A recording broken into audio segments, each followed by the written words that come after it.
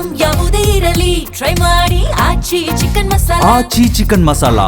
ಎಸ್ಐಆರ್ಗೆ ಸೆಡ್ಡು ಹೊಡೆದ ರಾಜ್ಯ ಸರ್ಕಾರ, ಕೇಂದ್ರ ಸರ್ಕಾರ ಮತ್ತು ಚುನಾವಣಾ ಆಯೋಗದ ವಿರುದ್ಧ ಸುಪ್ರೀಂ ಮೊರೆ ಹೋದ್ರ ಅನ್ನೋ ಪ್ರಶ್ನೆ ಈಗ. ಇನ್ನು ನಿನ್ನೆ ನಡೆದ ಸಚಿವ ಸಂಪುಟ ಸಭೆಯಲ್ಲಿ ಸುದೀರ್ಘ ಚರ್ಚೆಯನ್ನ ಮಾಡಲಾಗಿದೆ.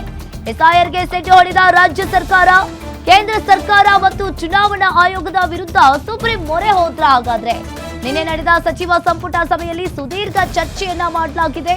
ಸುಪ್ರೀಂ ಕೋರ್ಟ್ಗೆ ಹೋಗುವ ಬಗ್ಗೆ ಸರ್ವಾನುಮತದ ಅಭಿಪ್ರಾಯ.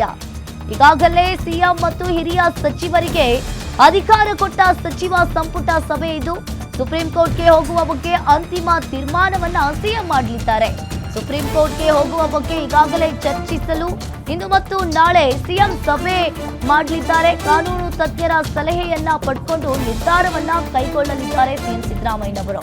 ಪಶ್ಚಿಮ ಬಂಗಾಳ ಮತ್ತು ತಮಿಳುನಾಡು ಚುನಾವಣೆಯ ಬಳಿಕ ಫುಲ್ ಅಲರ್ಟ್ ಆಗಿದ್ದಾರೆ.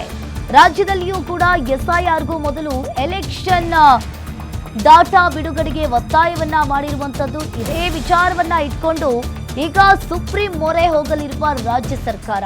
ಇನ್ನು ನಿನ್ನೆ ನಡೆದ ಸಚಿವ ಸಂಪುಟ ಸಭೆಯಲ್ಲಿ ಈಗಾಗಲೇ ಮೀಟಿಂಗ್ ಅನ್ನ ಮಾಡಿರುವಂತದ್ದು. ಸುಪ್ರೀಂ ಕೋರ್ಟ್ಗೆ ಹೋಗುವ ಬಗ್ಗೆ ಸರ್ವಾನುಮತದ ಅಭಿಪ್ರಾಯ. ಪಶ್ಚಿಮ ಬಂಗಾಳ ಮತ್ತು ತಮಿಳುನಾಡು ಚುನಾವಣೆಯ ಬಳಿಕ ಇನ್ನು ನಮ್ಮ ಕರ್ನಾಟಕದಲ್ಲೂ ಕೂಡ ಚುನಾವಣೆಯ ಕುರಿತ ಡಾಟಾವನ್ನ ಕಲೆಕ್ಟ್ ಮಾಡೋದಕ್ಕೆ ಫುಲ್ ಅಲರ್ಟ್ ಆಗಿದೆ ರಾಜ್ಯ ಸರ್ಕಾರ. ಇದೇ ವಿಚಾರ ಇಟ್ಕೊಂಡು ಸುಪ್ರೀಂ ಮೊರೆ ಹೋಗಲಿದೆ ರಾಜ್ಯ ಸರ್ಕಾರ. ಕಾನೂನು ತಜ್ಞರ ಸಲಹೆಯನ್ನ ಪಡ್ಕೊಂಡು ಸಿಎಂ ಸಿದ್ದರಾಮಯ್ಯನವರು ಈ ನಿರ್ಧಾರವನ್ನ ಕೈಗೊಳ್ಳಲಿದ್ದಾರೆ.